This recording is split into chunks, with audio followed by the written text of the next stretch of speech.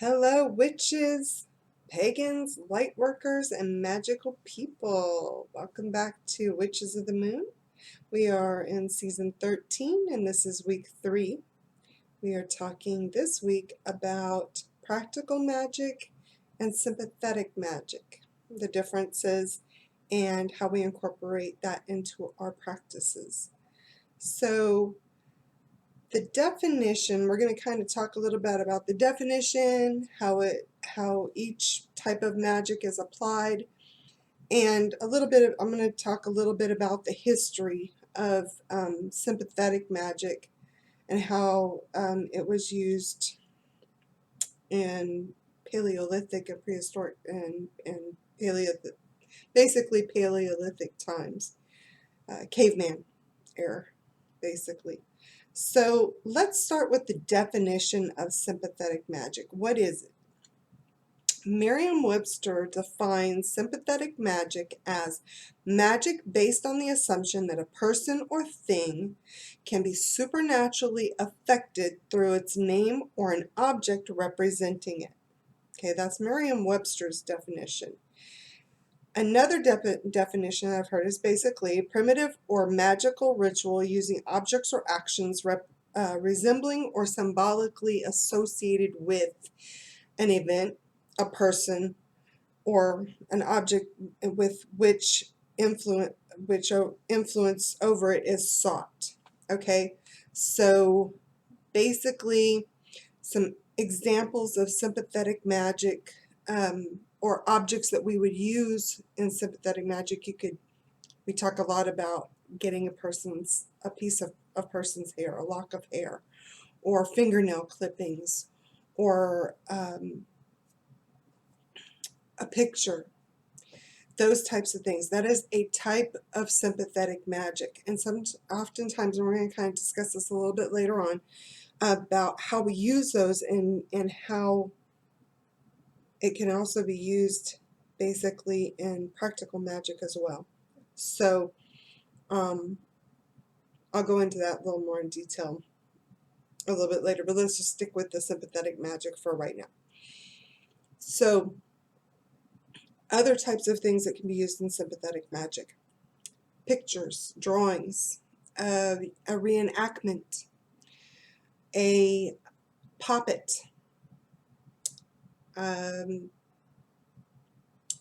money or play money. Okay, I'll go into that in a little more detail on how we would use these things, these objects, to create sympathetic magic. Let's talk a little bit about the history first, just kind of give a brief history, a little touch on sympathetic magic and how it's been used for basically millennia. Okay, sympathetic magic was considered a way of life, basically, for Paleolithic peoples, cavemen, if you will. Back in Paleolithic cave paintings, there were depictions of hunts, either real or imagined. And a lot of times what was believed and what we saw later on as history was more able to be recorded either through storytelling or other pictures, either on cave walls or whatever. The oldest and most famous, if you will, paintings are found in North Africa, and I guess most predominantly or most well known are the ones at Lacroix, France, and Lascaux, France. Those paintings basically depicted hunters and gatherers that would societies and their hunts. They would paint on the walls. They had magic practitioners or shaman, if you will. Basically, that's what they would be called, probably more modern times, but they were considered magical workers or magic workers or practitioners, and they would go into a trance-like state. First of all, they would go into these dark caves. They would go into a trance-like state, and then they would create these paintings on the cave walls of a hunt for their tribe, and how they wanted that hunt to end, what their desired outcome would be. And sometimes they would even actually reenact these hunts. They would play them out in order to create the effect that they wanted.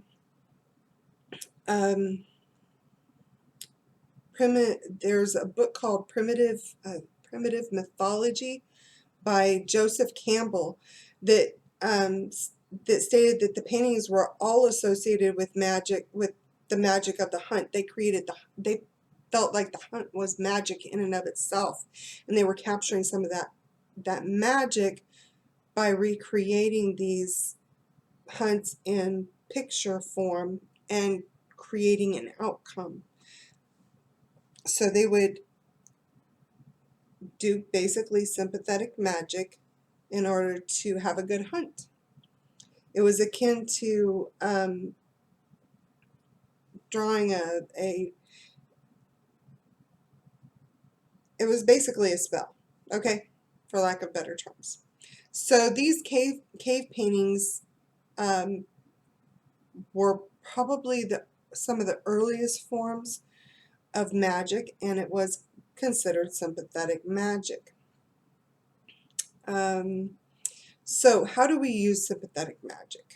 Okay, sympathetic magic, again, has been brought down throughout the years. Even in Native American storytelling and things of that nature, they will, in a lot of tribal rituals, they will reenact. The hunters will gather in a circle, they'll have a drum circle, and they will chant and recreate or create a hunt and play out the desired outcome that they want to happen in that hunt.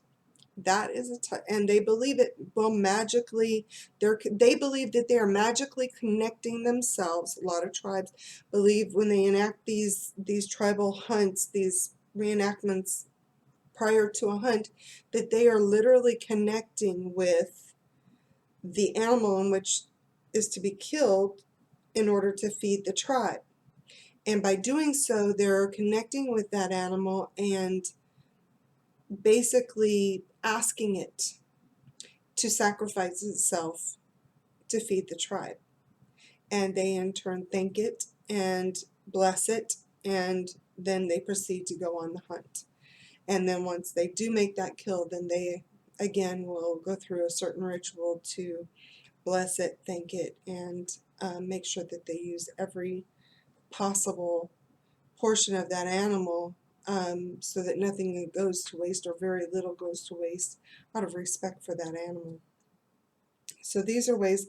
Also, we've seen, or there's been history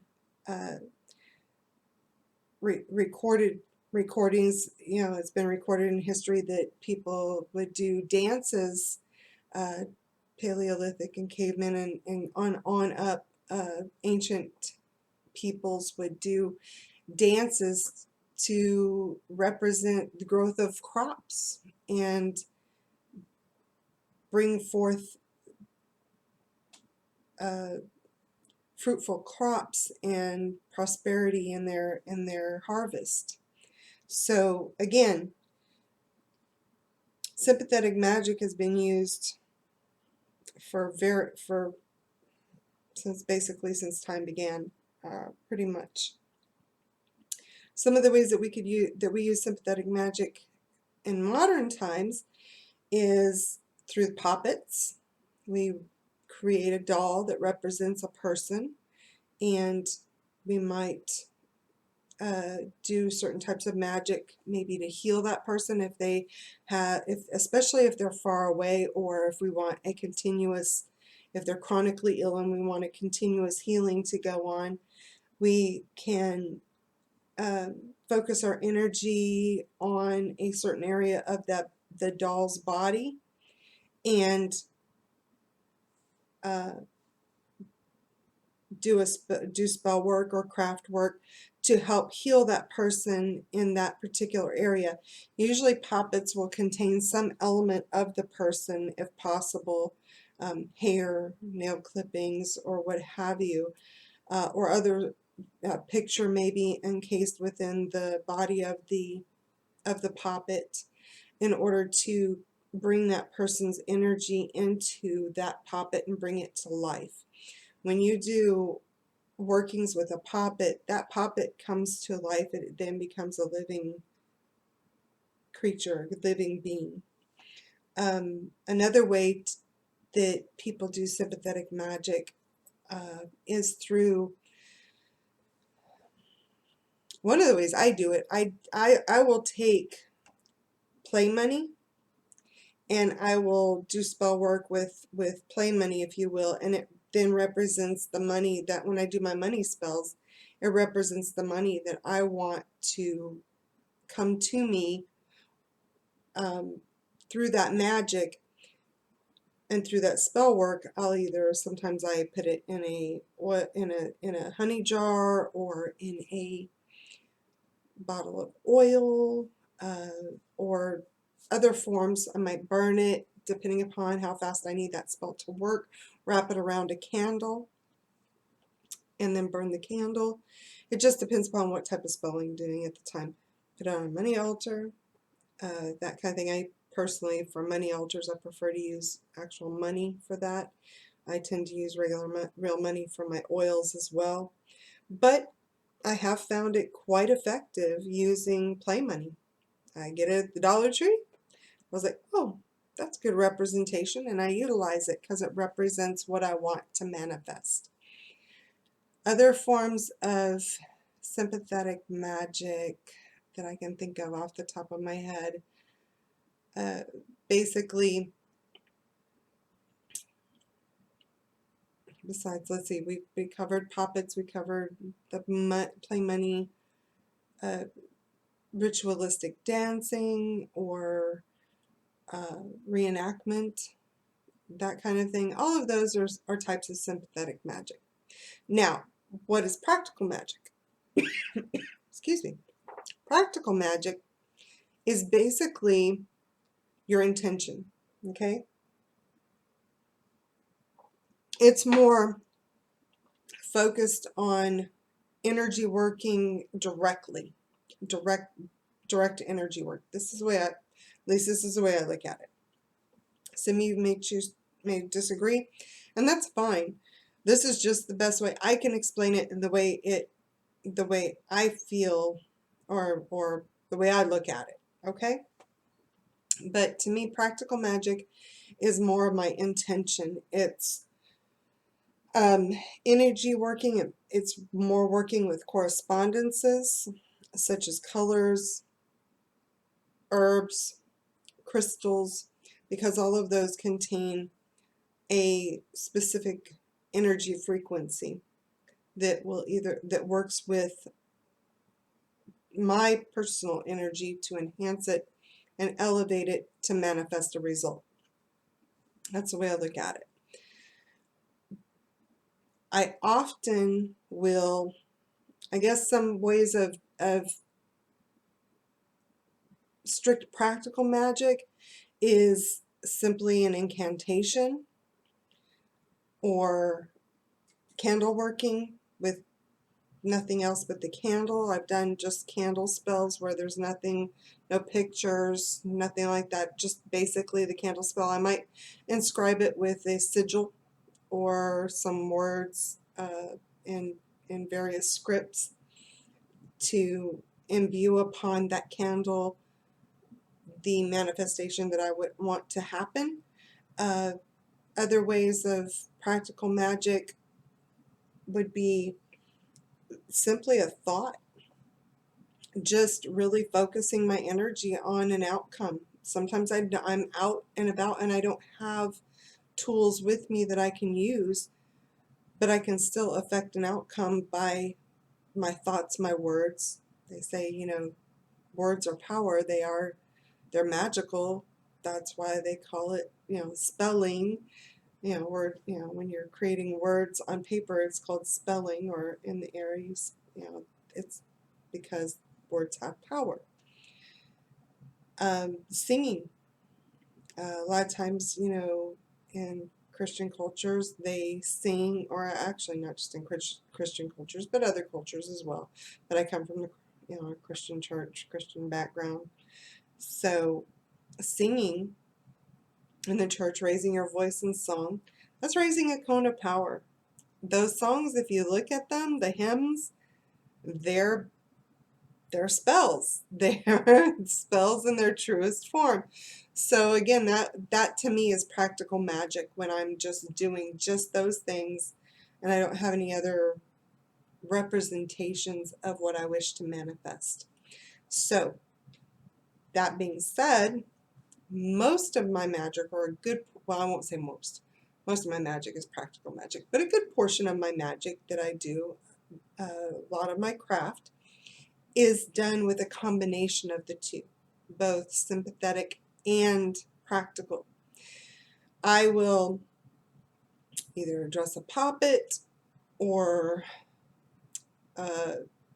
like my money spells, that kind of thing. I will combine those elements of the sympathetic, the representation of either the person or the object or the thing in which I wish to manifest. I have a representation of that, and I'll include that in my workings with my incantations, my herbs, my oils, my candles, whatever, and basically my energy that I focus on, that I use that as part of that magic, that working, that spell work, in order to create the outcome in which I desire or want to manifest. So there it is. That's my thoughts on practical magic versus sympathetic magic and the differences and that kind of thing. I don't think there's anything else. I'm trying to think if there's anything else that I can give you guys. There's a lot of books on, there's a lot of articles and books on sympathetic magic and the history of it. So, you know, if you look at if you Google it, you can usually find a lot of information on it. I think there was an anthropologist named Harlan Smith, and he did a book on sympathetic magic and witchcraft among the Bella Coola, which was a tribe that was in, I believe, the Pacific Northwest. And some of their paintings in history shows how they utilize sympathetic magic in growing the growing of their crops, in hunting of animals, and even in raising those animals. So anyway, there's a lot of history and books related to sympathetic magic. A little bit harder to find information on practical magic, but basically in a nutshell, practical magic is what you manifest, your words, your energy, your intention. That's your practical magic, at least the way I look at it. So hopefully this has given you a little bit of insight, given a little bit of perspective, you know, maybe a little different perspective. Other hosts and hostesses might have a different perspective that can resonate with you, or that you might pull a little bit here, a little bit there, and